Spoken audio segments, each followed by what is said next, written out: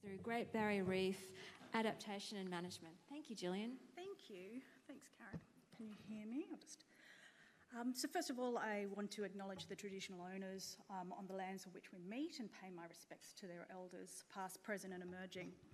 I also acknowledge and pay my respects to any traditional owners here with us in the room and to the 70-odd traditional owner groups who have practiced care for the Great Barrier Reef for millennia. So my name's Gillian and I'm an environmental anthropologist from the Cairns Institute at James Cook University. And in keeping with the theme of this session, which is around how forms of care and stewardship build both ecosystem resilience and the capacity of communities to adapt to change, I've called my presentation today Cultivating Capital, Enhancing Communities through Great Barrier Reef Adaptation and Management. And I draw on qualitative social research that my colleagues and I have conducted as part of the Traditional Owner and Stakeholder Engagement sub-program of the Reef Restoration and Adaptation Program. So it's a green button? Yep, cool. So in this presentation, I want to use insights from this research to outline a holistic framework that demonstrates the connections between the reef's material and ecological capacities and the social capacities of reef communities.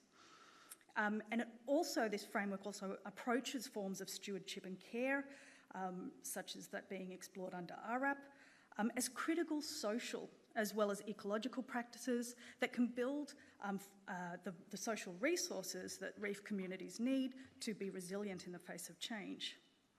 In making these connections clearer, this framework's not simply a tool for trumpeting the praises of care, but for envisaging and anticipating the multiple outcomes of care initiatives so that we can ensure that benefits are equally distributed within the reef community.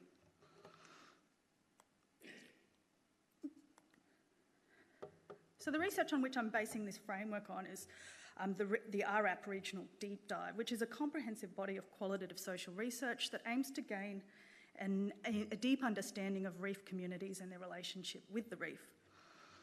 We've conducted 117 interviews involving 140 people living in and working in all regions of the GBR, and we recruited from the communities you see here. We used an intimate face-to-face interview format to elicit candid accounts of participants' everyday lived experiences of the reef and their views on the reef's future and the prospect of RRAP interventions. So this yielded an incredibly rich and valuable body of qualitative data that can be used to explore the different roles and values that the Great Barrier Reef has in the lives of communities, their expectations for programs like RRAP, and the potential impacts, both positive and negative, that these programs have on reef communities. So I've spent hundreds of hours collecting and analysing this data, as has Lockie in the corner over there. And for the purposes of this discussion, I'm going to distill those rich personal stories down into a single statement, which is that the Great Barrier Reef is a heterogeneous relational field that affords multiple and often overlapping opportunities in people's lives and experiences. So while the content and the detail of people's accounts might be different, everyone I've spoken to for the regional deep dive, whether it be a scientist, a fisher, a traditional owner, or a bureaucrat, has discussed the reef as four things at the same time and sometimes in the same sentence.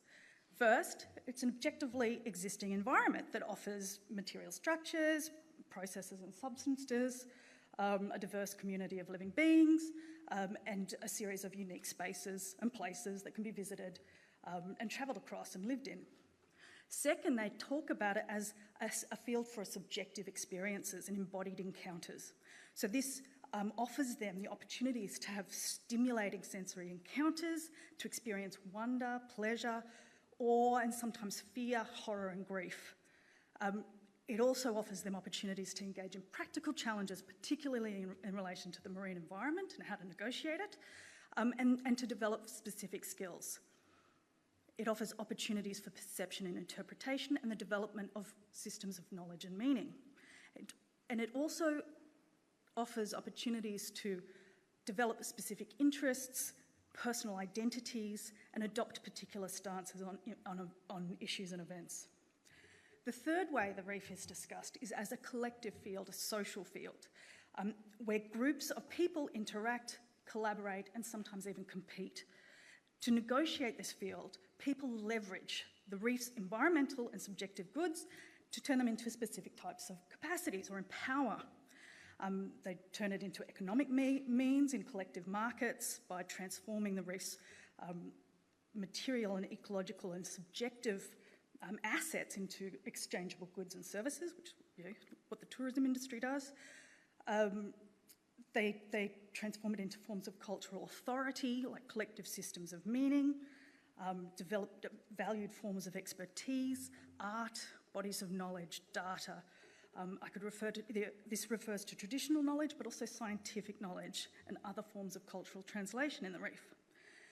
They get opportunities to develop vocational capacity and know-how and different skills, which is a form of power, and also of course, just political influence.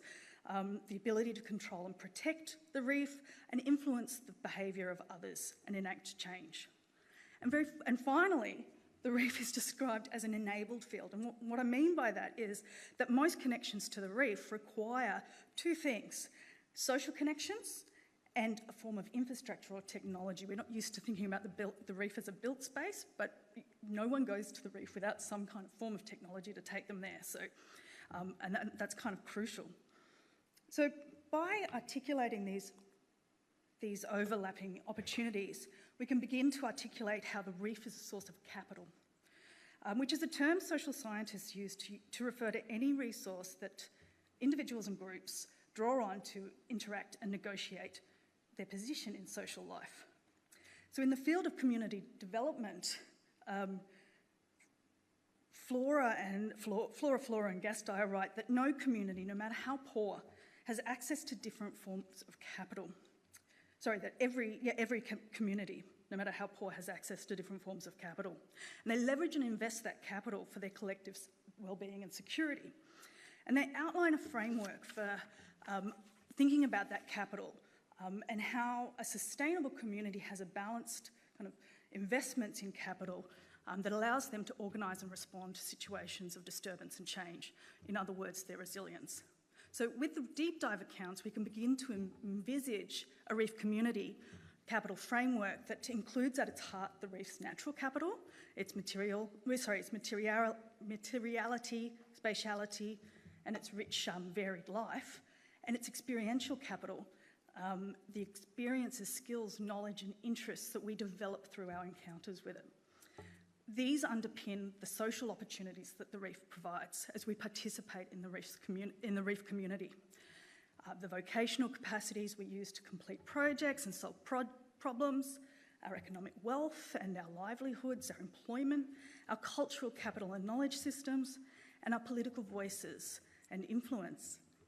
So all these capacities are also dependent on facilitative forms of capital. That's social capital. So we just heard Abby talking about the exercise of social capital, the building of social capital through the Reef Hub. It's also dependent on our built capital. So they are the marine vessels that are taking tourists out to the reef and giving them transformative experiences. There's lots of different forms of technology and infrastructure. So with this framework, we can actually understand care and stewardship as a socio-ecological practice with the potential to build different forms of capital and the broader resilience of the reef community. So before we celebrate these benefits, there are important questions that we need to ask regarding the distribution of existing capital and how reef stewardship and care might impact this. So I want to point out that the reef community is not a level playing field. The stocks and flows of community capital are not equally distributed. Care is, in many sections of the community don't get access to some of the forms of capital I've talked today. So care is not politically benign. It can reflect dominant interests, have unforeseen consequences, and exacerbate disparities. Injustices and disparities occur when sections of the community lack particular types of capital, such as access to the social connections and infrastructure that I've talked about. but also when their capital is actively devalued, such as when, and denied, such as when we see what we see when we see traditional forms of knowledge and authority overlooked in favour of scientific knowledge and research. So another thing with capital is that tensions can exist regarding the practices and objectives of care and the differential authority in deciding who and what we care for.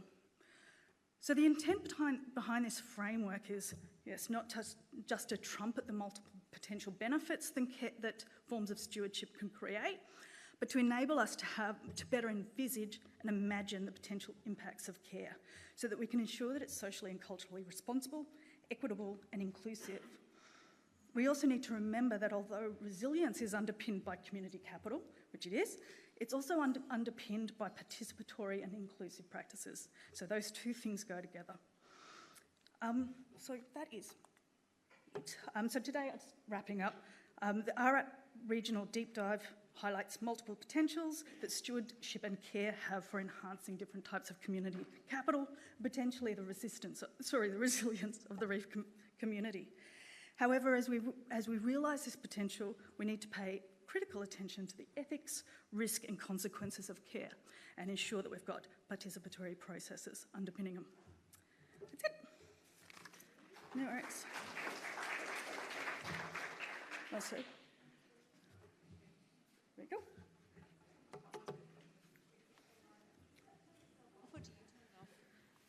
Is that on? Awesome. Thank you, Gillian. Any questions from the room? It's a very rich data set that you've got there, Gillian. Any questions from online? No? Well, thank you. Gillian, thank you for your presentation.